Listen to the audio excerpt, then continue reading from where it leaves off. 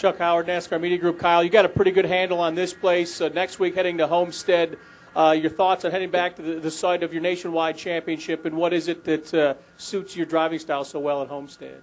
It hasn't been great to me a whole lot. Last year was good. I've run well there in the trucks. I won the nationwide race there last year, and I think I was running second with a few laps to go, and I got in a fence a little bit and finished 7th or 8th. But Homestead's it's a fun racetrack. It's real challenging because of the way the race changes from the beginning to the end, with daytime to nighttime.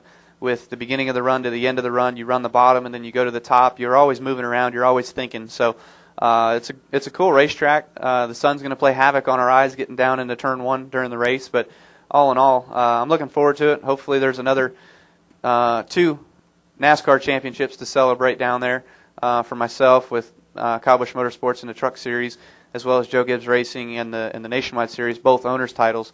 And then I'm helping JGR celebrate the driver-owner championship with Denny Hamlin. Okay, we're going to go downstairs for a question, then we'll come back up here with Claire B., Utter, Gluck. Shannon Spake, ESPN. Kyle, I know that you kind of have the inside view of Hendrick Motorsports. Can you just talk about the change that they made between the 48 and the 24, and just your perception of how that's going to, how things are possibly going to change or improve on pit road?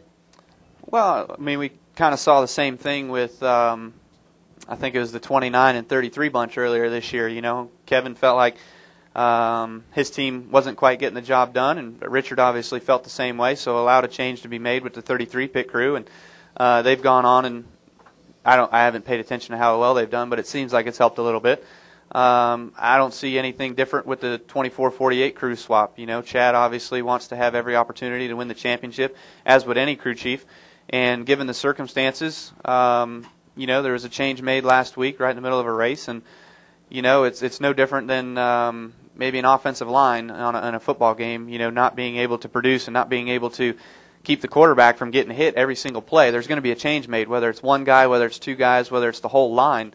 You know, you're going to make a change to make sure that you can do the best for your team, your organization. And with Jeff having troubles, obviously it was a no-brainer, bring the crew over there. There's nothing for the 24 team to lose. And with the 24 team now being hit so hard in the points that the 48 team's still in it going for the championship, that's Hendrick Motorsports' best bet. They got to put all their eggs in one basket right now. Claire B. Lang, Sirius NASCAR Radio. Kyle, we all know that the fire that drives you to be so talented and successful is also the fire that probably is what caused last week. And a lot of people saying you can never win a championship till you can contain that. And I wonder how you think you're doing at that, you know, through your career. Like, you probably kick yourself a little bit after an experience like that, but we also know that's the fire that drives you. How do you think you're doing at containing that? And do you agree you have to contain that before you could ever win a championship?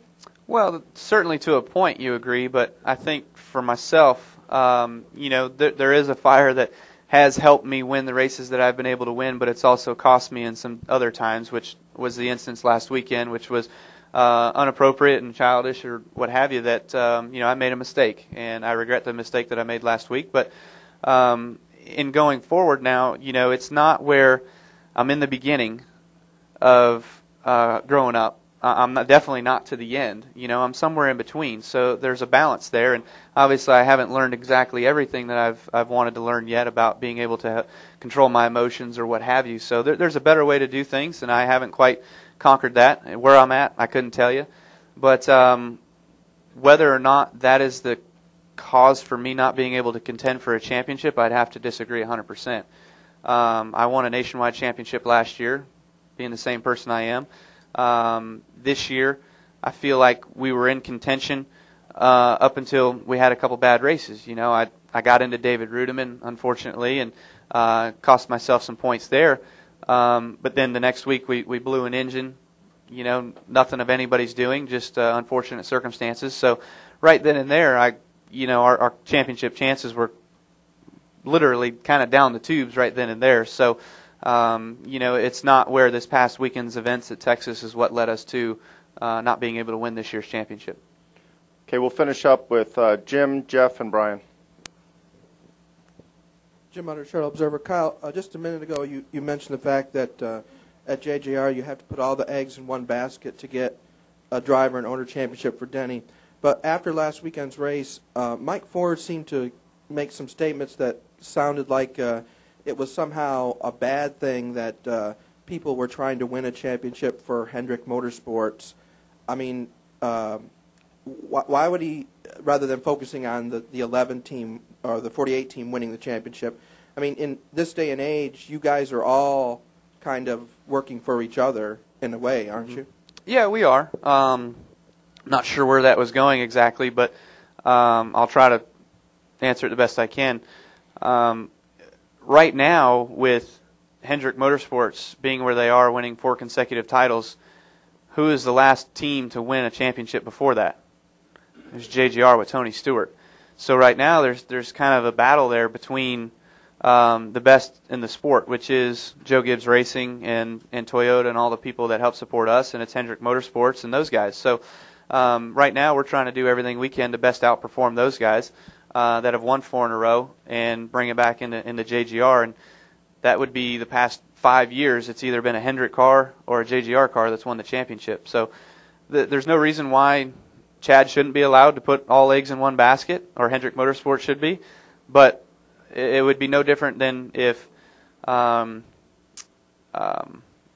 wanted to give my team to Mike to make sure they had a better pit stop on pit road, which the 11 team is, they're right with us anyway, so they might even be a little bit better than us sometimes on pit road too. But we both have, all 3 teams have a great working relationship at JGR where we're all one, that we all feed off each other and we all work with each other and we all know that we can be exactly the same as the other guy over there.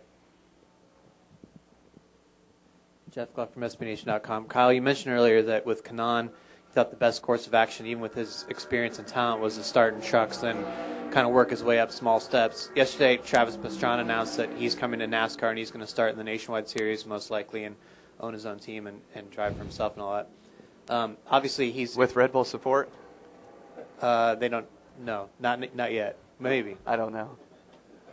But so my question is, he has all the talent in the world. Obviously, he doesn't have maybe any oval experience that I can think of or know of.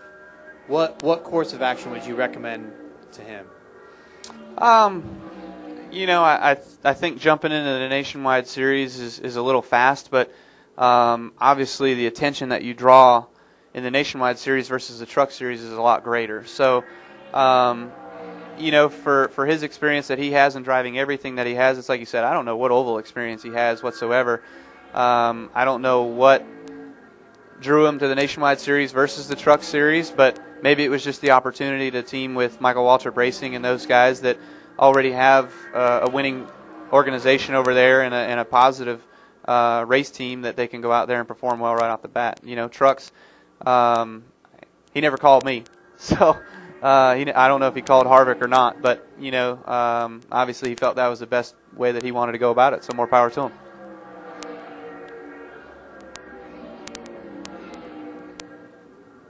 Kyle, Brian Nilsson, Motor Racing Network. With NASCAR saying, let's have attaboys at the beginning of the year, and you've seen so many things come and go without any attention from NASCAR after they've happened. Was there a point after you got the call last weekend that you thought, wait a second, they said we should be able to go after this? Was there a point of confusion for you at some point?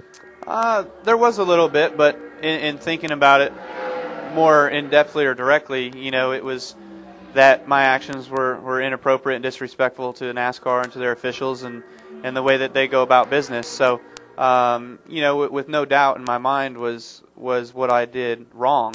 But, the course of reaction on NASCAR is ultimately their decision and their discretion. So, I support that and what they do, and we're moving forward. It's a time where you look back and you learn, you live and you learn, and you try to move forward and go on and concentrate on this weekend here and finishing out the year strong at Homestead.